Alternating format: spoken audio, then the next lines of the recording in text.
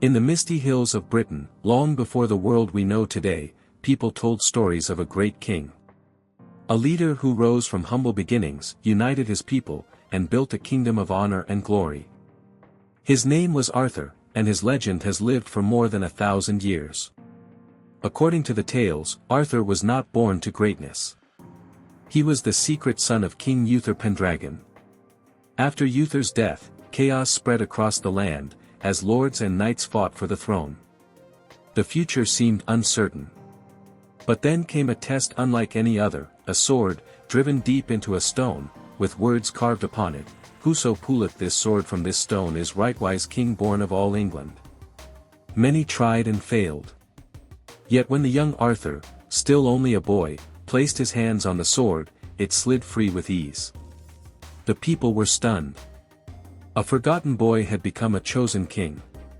That sword became his destiny. Later, some stories say it was replaced by a greater weapon, Excalibur, a magical blade given to Arthur by the Lady of the Lake. With it, no enemy could defeat him. Arthur was not only powerful because of his sword. He was wise enough to surround himself with knights who shared his vision.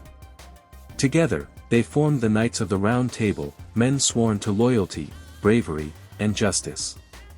The Round Table itself symbolized equality. No man sat above another, not even Arthur. It was a brotherhood bound by honor, united in their quest to protect the realm. But Arthur's kingdom was not only about battles. It was also about ideals. The knights searched for the greatest prize of all, the Holy Grail, a cup said to hold divine power. This quest filled their lives with challenges, mysteries, and temptations, pushing them beyond the limits of ordinary men. At Arthur's side was the wizard Merlin, a figure of great wisdom and magic. Some say Merlin guided Arthur from childhood, teaching him not just how to fight, but how to rule. With Merlin's counsel, Arthur built a realm of peace and order, one that shone like a beacon in a dark world. And yet, even the greatest kings face betrayal. Arthur's queen, Guinevere, and his bravest knight, Lancelot, fell into a tragic love that tore the kingdom apart. When Arthur's own nephew, Mordred, rose against him, the dream of Camelot collapsed. The final battle at Camlan was fierce and bloody. Arthur struck Mordred down, but he too was mortally wounded. The end, however, was not an end at all.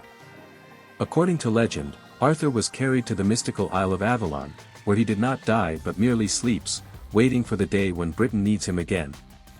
His body was never found. His spirit, people believe, still lingers, ready to rise once more. For centuries, poets, kings, and common people have told and retold his story. Whether Arthur was a real man, a forgotten warrior from the Dark Ages, or purely a creation of myth, no one truly knows. But that is the power of legend, it lives beyond fact. Arthur became more than a king. He became an ideal. A symbol of honor, justice, and hope. A reminder that even in times of chaos, a single leader can inspire unity and greatness. The boy who pulled a sword from stone. The king who ruled with Excalibur. The leader who built Camelot, and whose story still echoes across the centuries. This is King Arthur, forever a legend, forever a dream.